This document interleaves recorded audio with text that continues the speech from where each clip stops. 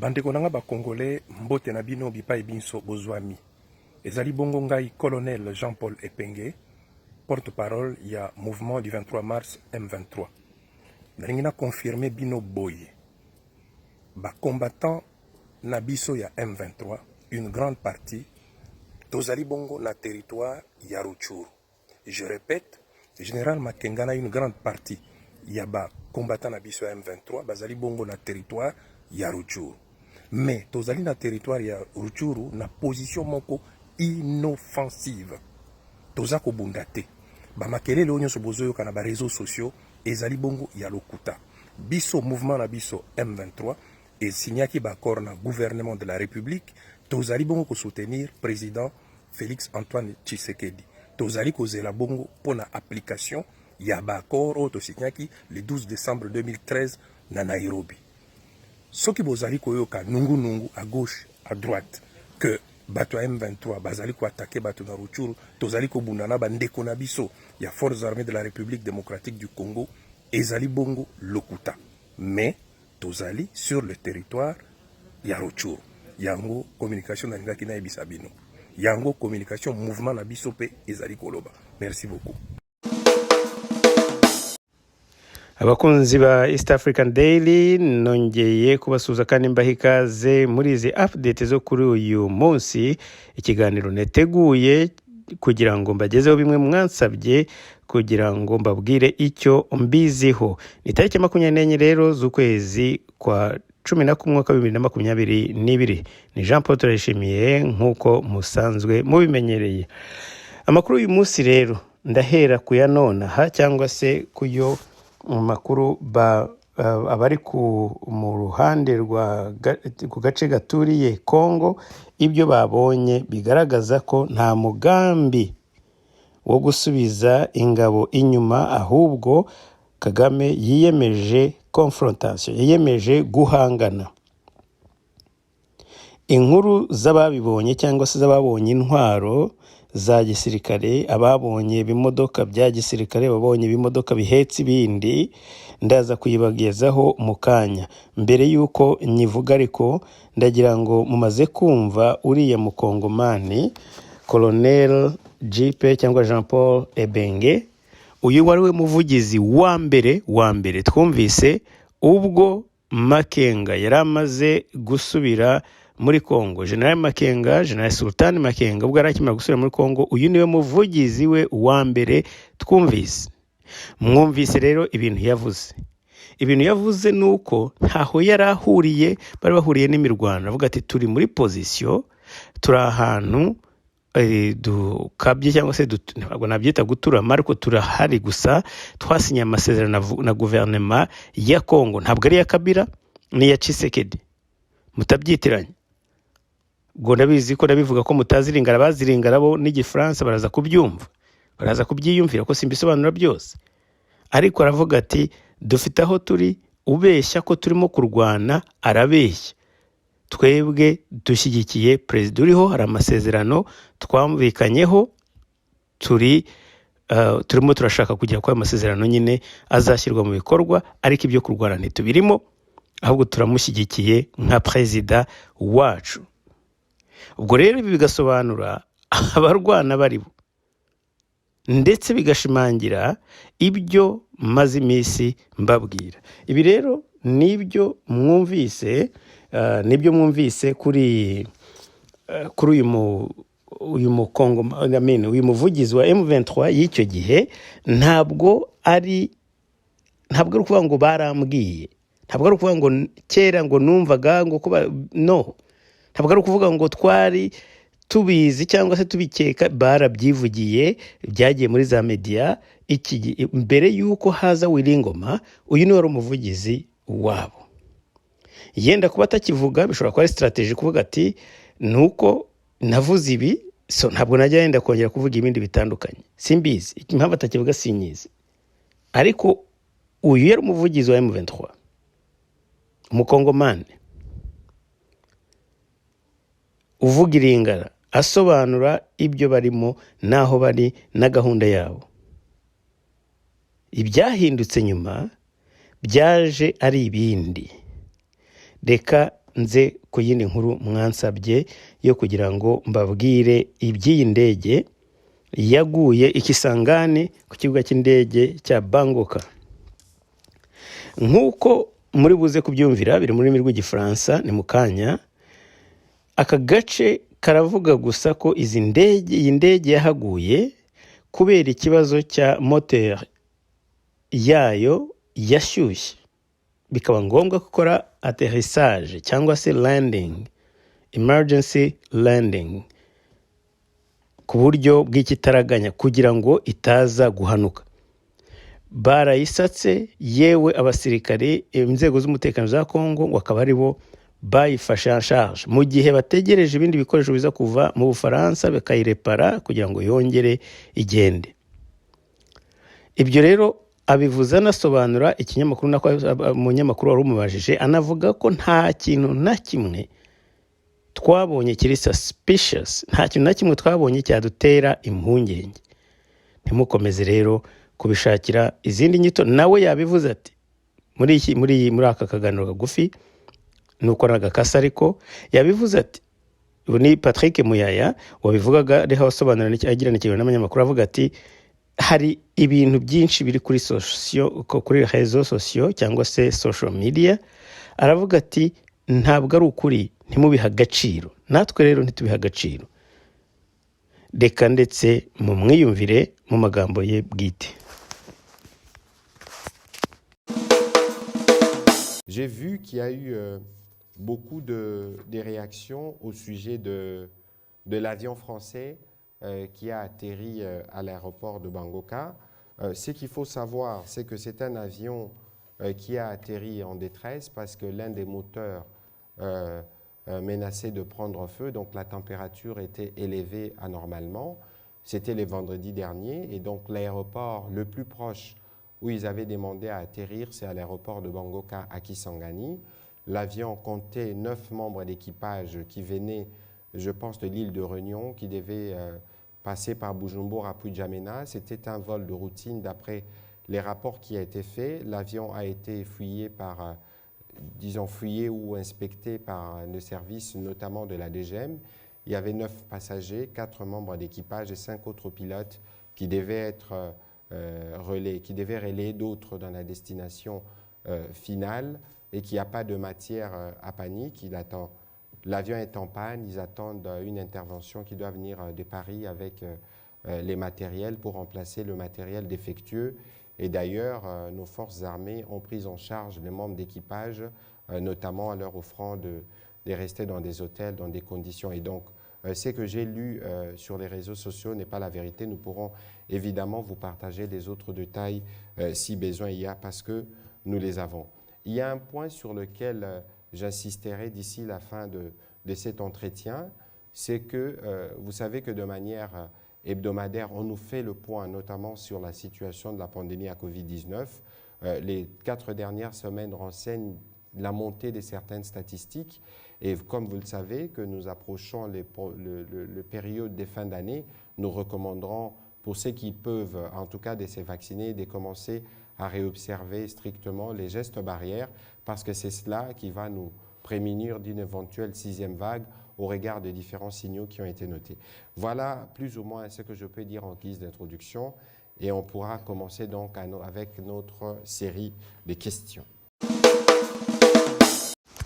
Maze kumva rero akwiyeho urwo rujijo rwa iriya ndege. Mu yandi makuru cyangwa se mu bindi mwansabye ni ukuvuga ku ngabo za Uganda ziri mu mugambi wo kuza muri Kongo. Uti Kongo se iyo izabyemera ntabwo ibona ko Bugande buzabakorera ibara nk'ibyo bwakoreye Habyarimana? Muri iyi audio mugiye kumva murumva ko baravuga bati, aravuga ko Patrick Muyaya aravuga ati nta muntu uzaza ngo yikorere ibye wenyine, abazaza bose bazakorana natwe. Ni ukuvuga ngo ubwo bugambanyi mu yandi magambo, ariko ibyo ntabwo ari babivuze, niba hari ubugambanyi ni ukuvuga ko bazabukorana nabo bakongomani. Aravuga ati ntabwo ari abantu bazaza bakora ibyabo, ibintu byose biri mu masezerano na FRDC. Ntabwo rero ibyo bigomba kubatera impungenge. Ariko arakomeza anavuga ati hari n'abantu, izo concerne twarazumvise, ariko nta raporo nta kigaragara dufite ubu. Nihagira ikigaragara tuzabibagezaho kandi tuzafata icyemezo giri approprié cyangwa se gikwiriye nibiramuka koko hari impamvu zo gutuma tugira izo mpungenge. Bavandimwe rero, ubu tuvugana amakuru ngewe nabonye nuko hari n'ibikoresho bya Air Force bya Uganda byageze i Goma ejo bundi. Bambwiye atari ibikoresho biremereye byagiye, ndetse twabonye bigenda ariko ntitwabonye bigaruka, harimo n'indege za kajugujugu. Ni ukuvuga ngo ibi biragaragaza ko iki ni ikimenyetso y'uko nta gifatika cyatuma abanyekongo bafite renseignement, bafite inzego zose zishoboka zishinzwe umutekano. Ibyo tuvuga turi muri Amerika, abandi turi muri Malawi, abandi turi muri Zambia, abandi turi muri Kuwait, abandi bari muri Dubai, abandi bari muri Mayotte n'ahandi. Ntabwo nibaza ko twajya muri position yo kuba yenda twamenya situation irenze abari hariya ku mipaka. Mvuze abantu bacu, ntabwo ari bo babivuze. Abo mvuze audience yanjye cyangwa se audience ya East African Daily bari hirya no hino ku isi. Donc niyo mpamvu dukwiye guha credit. Ntabwo nongera mbisubiremo, abo mvuze cyangwa aho mvuze ntabwo ari bo babivuze, ariko ndashaka kwereka ko natwe tugomba guha credit kameme. Ntabwo twagomba tuvuga ngo turabeshya, ngo barabeshya, ngo baramubeshya kandi bari hariya hafi.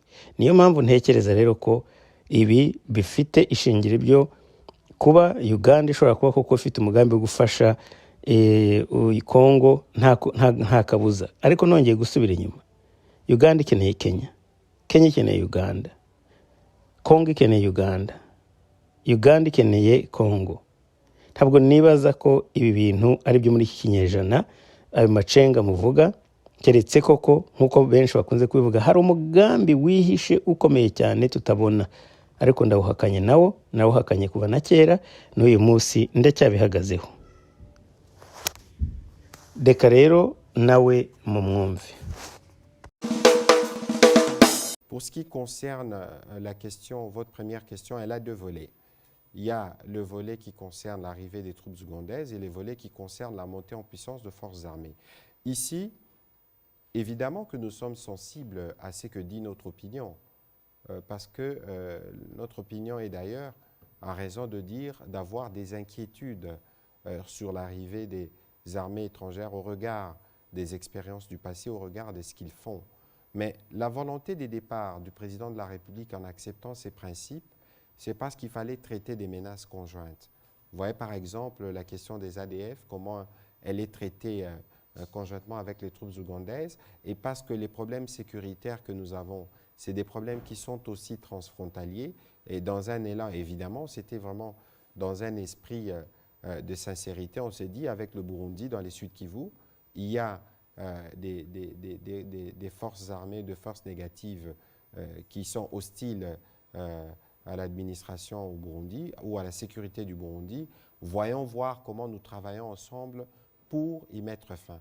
C'est des situations provisoires. De toute façon, c'est qu'il faut savoir qu'il n'y a aucune force qui viendra opérer en République démocratique du Congo sans les forces armées de la RDC. C'est des forces qui viennent en appui et c'est pour une période donnée. Plusieurs Congolais qui demandent à ce que l'ambassadeur ougandais soit aussi explicité comme son collègue du Rwanda. Quel est le point de vue? Sur la deuxième question, il y a évidemment, comme je l'avais dit récemment, des éléments de terrain qui renseignent qu'il y a des agissements qui nous sont hostiles du côté de l'Ouganda. Les moments venus, dès que les éléments seront consolidés, on pourra lever une option quant à ceux et envisager des mesures si des mesures devraient y avoir. Reka rero nsoza mbere yuko mbagezaho ariya makuru ya nonaha muri kariya gace gahanye umupaka na Kongo, mbanze mbagezeho aya makuru mbere yuko nyabagezaho reka mbanze mbahe biriya nabasezeraniye. Nubwo ari amakuru yihutirwa, nubwo ari amakuru akeneye cyangwa se mukeneye kumva kubera situation turimo, ariko ibi nibyo bimwe mwansabye, ndetse ejo nanababwiye yuko ari byo ndi bubagezeho.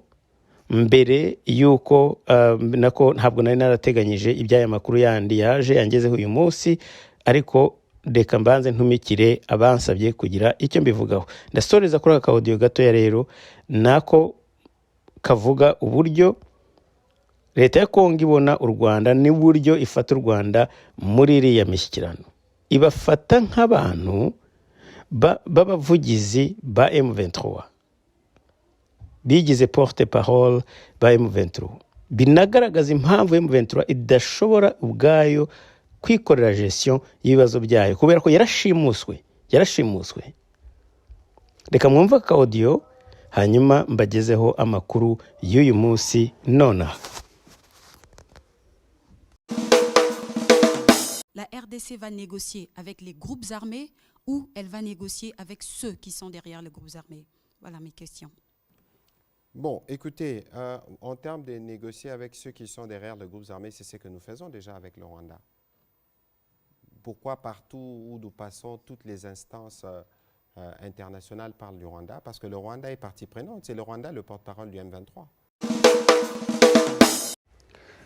Amakuru rero nyamukuru cyangwa se inkuru ya nonaha, inkuru zigezweho cyangwa se igezweho, ni amakuru nahawe n'ababyiboneye ndetse byabaye yayampaye bikiba, aho babonye ibimenyetso bifatika bigaragaza ko Kigali igiye gukomeza intambara muri Kongo, ko nta gahunda yo gusubira inyuma ihari. Reka basomere izo message nk'uko uyu muntu uri ahitwa Majengo yanyandikiye. Arambwira ati, bite Papa Jean Paul, ubu ngubu nkwandikira izi message, agerageza kuzihindura mu rurimi rw'ikinyarwanda,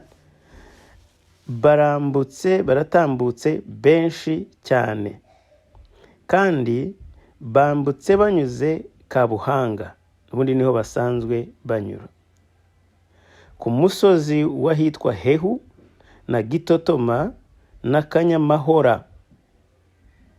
Bahashinze ibikoresho biremereye cyane. Hariya hakurya naho mu kibaya cya Busasamana, Kibumba, Cyanzawe, abasirikari ni benshi cyane, twese ahangaha tufite ubwoba.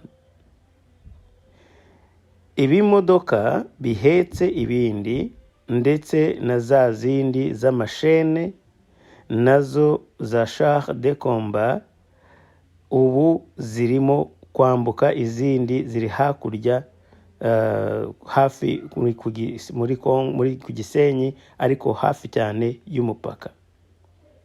Mutabaze mubimenyeshe abantu bose kuko harimo akagambane, kandi biragaragara ko biriya byo kuvuga ngo basubire inyuma ayo gahunda batayifite. Ayo makuru nonaha, amakuru ya nonaha, ni nayo nsoreje ikiganiro cyacu cy'uyu mugoroba. Ikigaragara ni uko gahunda ari iyo gukomeza biriya bitero. Mwabyiboneyeho uwitwa